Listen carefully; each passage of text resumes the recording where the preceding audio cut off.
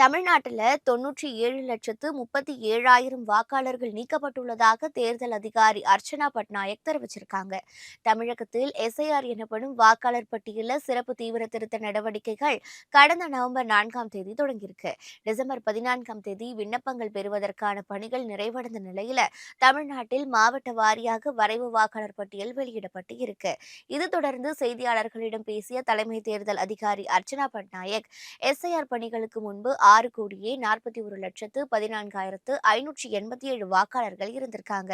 தற்போது வெளியிடப்பட்டுள்ள வரைவு வாக்காளர் பட்டியலில் 5,43,76,755 வாக்காளர்கள் உள்ளனர்னு அவங்க கூறியிருக்காங்க. தமிழகத்தில் பெண் வாக்காளர்கள் 2,77,60,332 பேரும், 2,66,63,233 ஆண் வாக்காளர்களும் இருக்காங்க.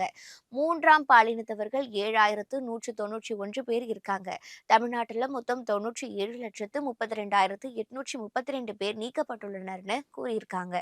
எஸ்ஐஆர் மூலம் வாக்காளர் பட்டியலில் இருந்த 26,94,672 இறந்தவர்களின் பெயர்கள் நீக்கப்பட்டுள்ளனர்னு கூறியிருக்காங்க.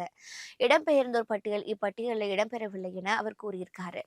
பெயர்கள் நீக்கப்பட்டவர்கள் வாக்குச்சாவடி நிலைய அலுவலர் அல்லது இணையதளத்தில் கூட விண்ணப்பிக்கலாம். அனைத்து வாக்குச்சாவடிகளிலும் சிறப்பு முகாம்கள் நடத்தப்படும். அதில் கலந்து கொண்டு ஜனவரி 18ஆம் தேதிக்குள்ள வாக்காளர்கள் விண்ணப்பித்துக் கொள்ளலாம். இறுதிப் பட்டியலில் பிப்ரவரியில் வெளியிடப்படும் என அர்ச்சனா பட்நாயக் தெரிவிச்சிருக்காங்க.